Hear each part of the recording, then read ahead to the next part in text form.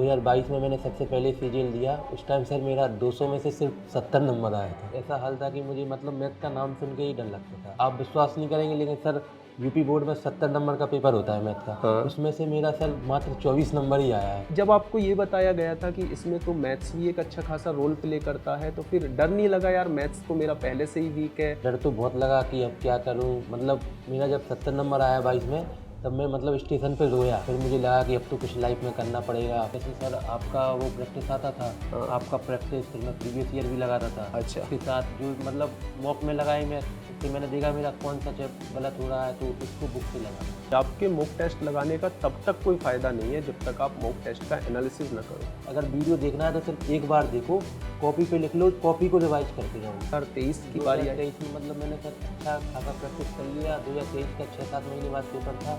मेरा 70 से score sir 148 हो गया था। 2023 सीजीएल में 148 मार्क्स। लेकिन सर वो जनरल की कट ऑफ हाँ, तो चली ज़्यादा गई थी उसमें तो। हाँ, उसमें भी 22 का जो आपका सीजीएल हुआ था उसमें मैथ्स का स्कोर मेरा सर 14 नंबर। पीएचएसएल में 50 में से 50 है, और सीजीएल प्री में भी है और मेंस में भी है। इतना ज़बरदस्त यार। जो ये मेंस हमारा 90 नंबर का मेंस हुआ है, 30 क्वेश्चन पूरे 90/90।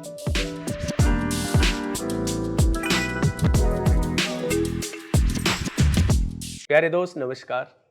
तो आज आप लोग जो है वो मुझे बिल्कुल डिफरेंट रूप में देख रहे होंगे। आज से पहले जो है वो मैंने कभी भी किसी का इंटरव्यू नहीं लिया, और हमेशा इस प्लेटफॉर्म पे जो भी इंटरव्यू हुआ वो अंकित सर ने ही लिया मेरे भाई।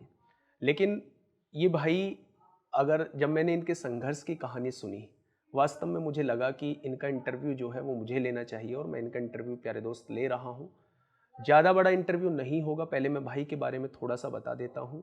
भाई का नाम जो है वो हरिओम है। भाई ललितपुर यूपी से बिलोंग करते हैं, और भाई ने जो कारनामा किया है, भाई ने जो बड़ा नाम किया है, वो सीजीएल 2024 में 182 रैंक ला के किया है। 182 रैंक। जिस चीज़ के सपने इन्होंने देखे थे कि मुझे सीजीएल में एक बढ़िया रैंक लाके अपनी मनपसंद जॉब को लेना है, अपनी मनपसंद पोस्ट को लेना है, वो प्यारे दोस्त इन्होंने कर दिखाया। और जब आप भाई के संघर्ष की कहानी सुनेंगे, भाई के द्वारा ही सुनेंगे कि इन्होंने कैसे अपने आप को उस लेवल तक पहुंचाया कि प्यारे दोस्त मतलब एक साधारण सा बच्चा, जब इनकी बात सुनेंगे कि 10th में क्या रहा इनका, 12th में क्या रहा, और सीजीएल जब इन्होंने शुरुआत में दिया तो कैसे कैसे सीजीएल दिया, कितना स्कोर रहा, उन सब चीज़ों से आप लोगों को लगेगा कि ये बच्चा ऐसा तो नहीं कर सकता। बार बार हारने के बाद भी इतना बड़ा कारनामा दिखाया। मेरे प्यारे दोस्त, आप लोग इस चीज़ को सुन के जरूर मोटिवेट हो रहे होंगे। तो बहुत बहुत स्वागत है भाई, बहुत बहुत बधाइयाँ, बहुत बहुत कॉन्ग्रेचुलेशन। तो ये भाई हैं जिनके बारे में मैं बता ही चुका हूँ, हरिओम नाम है इनका। सबसे पहले आप मुझे ये बताइए कि आपके मतलब सबसे पहले मन में कब ख्याल आया कि मुझे सीजीएल देना चाहिए? सीजीएल के बारे में आपको बेसिक जानकारी कब मिली? मैं मतलब अपनी ग्रेजुएशन की लास्ट ईयर में था, 2021 में। 2021 में आपने ग्रेजुएशन कंप्लीट की थी? अच्छा। तो उसके बाद मेरे पड़ोसियों ने मुझे बताया और फ्रेंड ने बताया, जो पहले से मतलब जॉब कर रहे थे, कि तुम्हें इन जॉबों के नहीं पढ़ना चाहिए, जो यूपी प्लस, तुम सीधा एसएससी देखो। अच्छा। अभी उम्र भी है, 2-3 साल दे लो, कुछ हो जाएगा। अच्छा। तो फिर मैंने सर सिर्फ एसएससी को ही टाइम दिया है। एसएससी को टारगेट बनाया। जी सर। फिर 2021 में आपकी ग्रेजुएशन हो गई। जी सर। तो 2021 के बाद फिर आपने फर्स्ट टाइम जो सीजीएल दिया वो 2022 में जी दिया। सर, मेरा 2022 में मैंने सबसे पहले सीजीएल दिया। उस टाइम सर मेरा 200 में से सिर्फ 70 नंबर आया था। 70 नंबर थे। सबसे वीक सब्जेक्ट कौन सा था सर आपका? उस टाइम पे मतलब सभी वीक थे मैथ, लेकिन मेरा थोड़ा ज़्यादा वीक था उस टाइम पे। ज़्यादा वीक था।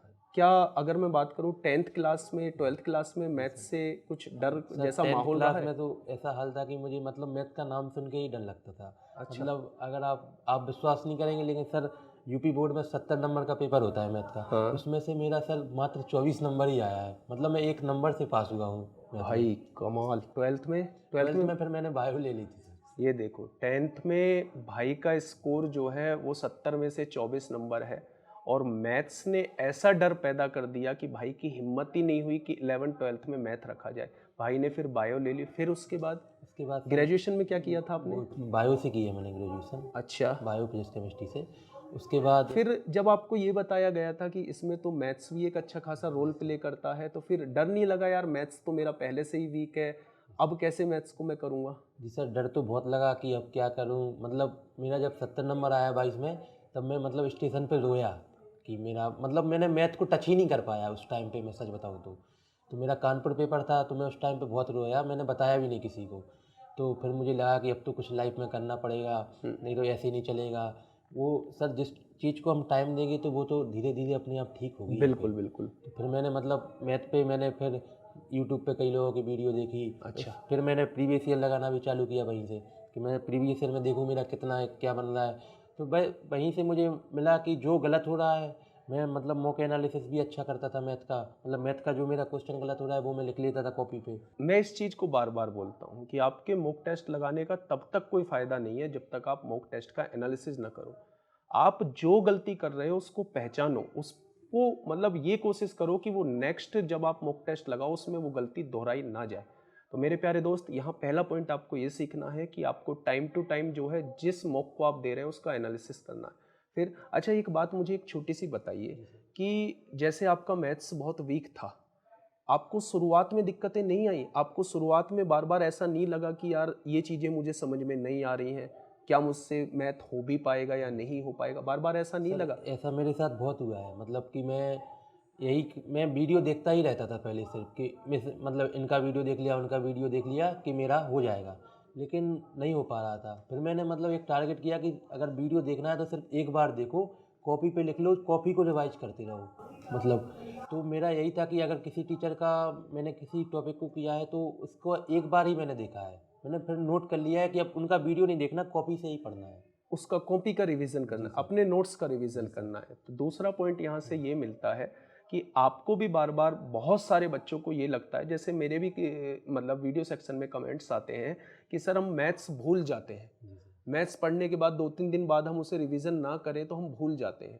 तो भाई का ये कहना है कि आप टाइम टू टाइम जो है वो रिवाइज करते रहो, एक बार वीडियो को देखो, उसके प्रॉपर नोट्स बनाओ, और फिर जो मेहनत करनी है ना वो उन नोट्स पे मेहनत करनी है, रिकॉल जो करने हैं उन नोट्स से आपको रिकॉल करना है। तो ये आपका मैथ्स को लेकर जो है वो रहा। 2022 में आपका स्कोर जो है वो सीजीएल में 70 नंबर रहा।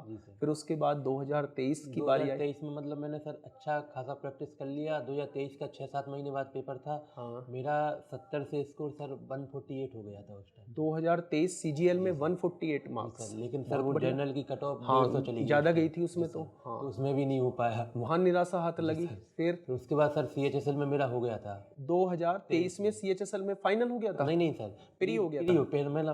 पहला प्री मेरा 2023 में हो गया। अच्छा, वहाँ से थोड़ा सा कॉन्फिडेंस बिल्ड हुआ होगा कि हाँ एसएससी का ये एग्जाम मैंने निकाली। अच्छा, 2022 का जो आपका सीजीएल हुआ था उसमें मैथ्स का स्कोर? मेरा सर 14 नंबर था। 14 नंबर थे। और जो सीएचएसएल हुआ था आपका क्लियर जो हुआ था उसमें मैथ में मेरा सर 46 नंबर 46 नंबर थे। 23 क्वेश्चन आपके ठीक थे।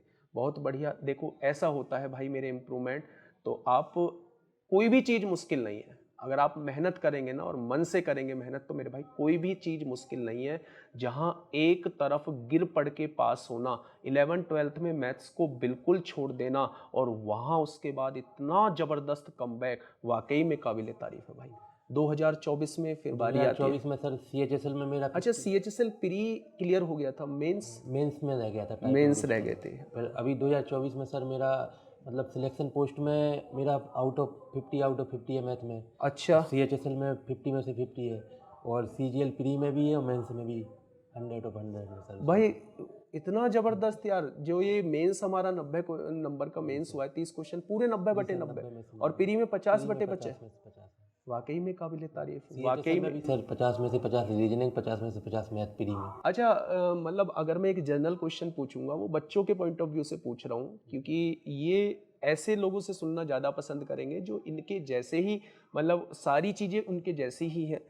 आप मैथ्स को कितना टाइम देते थे सर? मतलब अभी तो मैंने मतलब शुरुआत में, जब शुरुआती फेज में 5-6 घंटे दिए हैं। 5-6 घंटे मैथ्स को दिए हैं।